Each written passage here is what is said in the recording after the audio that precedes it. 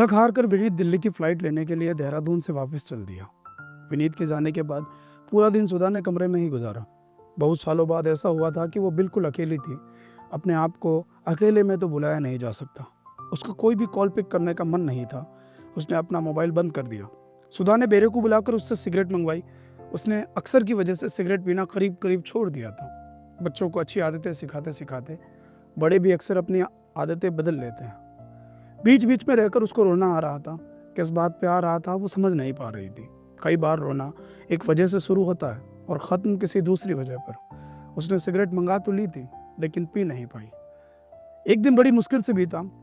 अगले दिन सुबह उठने के बाद उसने सोचा कि वो वापस घूम के आएगी। वो मॉल रोड पर बहुत देर तक टहलती रही। थोड़ी बहुत शॉपिंग भी की, लेकिन फिर भी आधा दिन ही बीता। इस बीच उसका मन किया कि अक्सर की बोर्डिंग स्कूल जाए। उसको बार बार ऐसा लग रहा था कि शायद अक्सर रो रहा है। अक्सर ऐसे तो रोता नहीं था, लेकिन जब रोता था तो चुप नहीं होता था। किसी तरह दूसरा दिन खिसका। बीच में उसने मोबाइल थोड़ी देर के लिए खोला तो ऑफिस के ईमेल और मैसेज देखकर थोड़ा खींची। विनीत के भी बहुत सारे मैसेज आए हुए थे। वो बार बार यही पूछ रहा था कि वो लौट कब रही है। इस सवाल से उसका मन इतना खराब हुआ कि उसने मोबाइल फिर से बंद कर दिया। आज अकेले सुधा का तीसरा दिन था। वो सुबह सुबह तैयार होकर फिल्म देखने चली गई। सालों बाद वो अकेले फिल्म देखने गई थी। अकेले फिल्म जाने में वही फिल्म अलग दिखती है। अंधेरे कमरे में पर्दे पर पूरी फिल्म के दौरान अपनी ज़िंदगी के कुछ भूले बिसरे सीन भी दिखाई पड़ते हैं। मूवी हॉल से निकलकर अपने कमरे में लौटने पर उसने अपने बैग में से एक पुरानी डायरी निकालकर होटल के लैंडलाइन से नंबर डायल किया, जिससे करीब 10 साल पहले चंद्र का फ़ोन आया था। इधर से एक लड़की की आवाज़ आई। नमस्कार। नमस्कार। मुसाफिर कैफ़े। सुधा ने कैफ़े सुनकर फ़ोन काट दिया।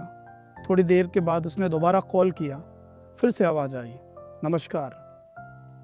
मुसाफिर कैफ़े। इधर से सुधा ने पूछा, आप अपना एड्रेस दे सकती हैं और कैफ़े कब तक खुला रहता है? इधर से आवाज़ आई, मैम कैफ़े हमेशा खुला रहता है। किचन रात के 11 बजे बंद होता है। बाकी आप स्टे करने कभी भी आ सकती है। आपके यहाँ स्टे भी कर सकते हैं। हाँ मैम, आप अपनी डिटेल नोट करा दीजिए, मैं आपकी बुकिंग कर लेती हूँ। नहीं, मुझे स्टे नहीं करना, बस आप एड्रेस नोट करा दीजिए। एड्रेस नोट करके सुधा ने फ़ोन काट दिया और होटल में मसूरी जाने के लिए टैक्सी बुक करा ली। सुधा की पूरी रात बेचैनी से गुजरी। उसको पूरी रात लगता रहा कि अक्सर बहुत रो रहा है। हमारी यादों का कुछ हिस्सा इतना काला होता है कि उस पन्ने को खोलते ही रात हो जाती है। मौत से मुसाफिर कैफे। अगले दिन सुबह उठते ही उसने अक्सर के स्कूल में फ़ोन करके कंफर्म किया कि वो सही तो है। स्कूल से पता चला कि अक्सर उन कुछ बच्चों में से है जो बिल्कुल भी नहीं रो। अगले दिन सुबह उठते ही उसने अक्षर के स्कूल में फ़ोन करके कंफर्म किया कि वो सही तो है। स्कूल से पता चला कि अक्सर उन कुछ बच्चों में से है जो बिल्कुल भी नहीं रोए। सुधा ने टैक्सी मंगवाया और मसूरी के लिए चल। रास्ते में शिव मंदिर आने पर ड्राइवर ने सुधा से कहा कि वहाँ की चाय पीने के लिए पूछा। सुधा ने वहाँ चाय पीते हुए सोचा कि कभी चंद्र भी यहाँ रुका होगा। चाय पीने के लिए वो भी कहीं भी रुक सकता था।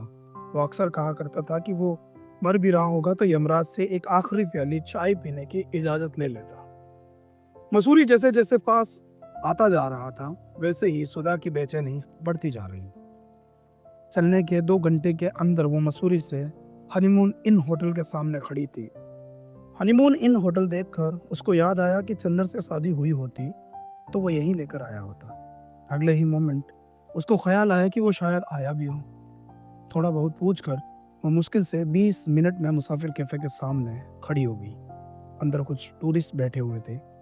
कुछ गद्दे पर मजे से लेटे हुए थे। सामने दीवार पर सैकड़ों फोटो लगी हुई थी। वो उस दीवार के पास गई तो देखा कि सभी फोटो में चंदर और उसके साथ एक बंदी थी। काउंटर पर फोटो वाली बंदी बैठी हुई थी। सुधा समझ गई थी कि ये पम्मी है। चंदर को वहां फोटो में देखकर उसको थोड़ा सुकून मिला, थोड़ी खुशी। वो पास पड़ी सबसे छोटी वाली टेबल पर बैठ गई। पम्मी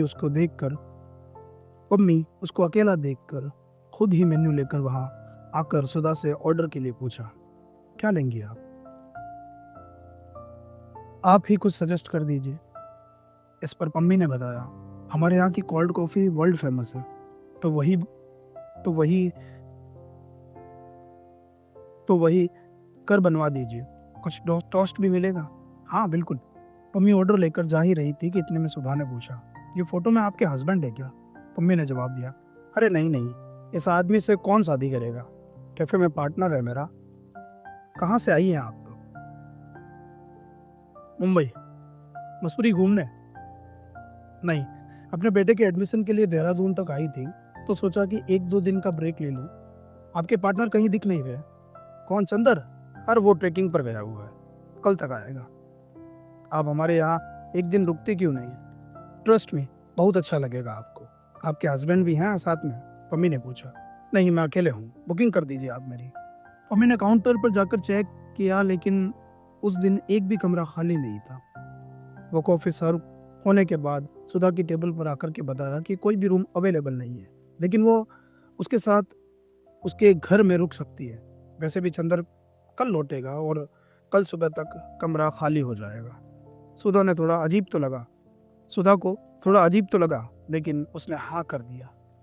अम्मी ने कहा, अरे लीजिए, हमारी इतनी बात हो गई और मैंने आपका नाम भी नहीं पूछा। सामने से आवाज आई, सुधा। अम्मी एक सेकंड तो थोड़ा ठिठकी।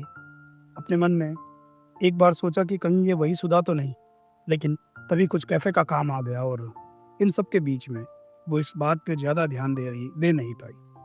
इस बीच जब पम्मी कैफे के काम में बिजी हो गई तो सुधा सामने किताबों की अलमारी को देखने लगी। वहाँ रखी हुई कुछ किताबों को वो पहचानती थी। उसमें से एक किताब निकालकर वो पन्ने पलटने लगी। किताब के आखिरी पन्ने पर एक तारीख पड़ी थी। चंदर की आदत थी कि वो किताब जिस दिन खत्म करता, वो किताब के आखिरी पन्ने पर लिख दिया करता। सुधा ने किताब के कुछ पन्ने पलटकर एक अंडरलाइन को छुआ। उसे ठीक ऐसा लगा जैसे सालों बाद उसने चंदर को छू लिया हो, उसका सिर सहला लिया हो। सुधा का पूरा दिन मुसाफिर कैफे में चंदर की जगह को महसूस करने में बीता। शाम को पम्मी उसको अपने घर ले आई। घर में घुसते ही उसे सामने की दीवार पर चंदर और पम्मी की एक तस्वीर लगी मिली। तस्वीर देखते ही उसको अपने रुकने वाले फैसले पर थोड़ी खौफ हुई। कमरे में चंदर का थोड़ा बहुत सामान फैला हुआ था। वैसे ही 2-3 किताबें फैली हुई थी। वो 2-3 किताबें एक साथ शुरू कर देता था। पम्मी सुधा को चंद्र वाला कमरा दिखाकर नीचे कैफे में चली आई।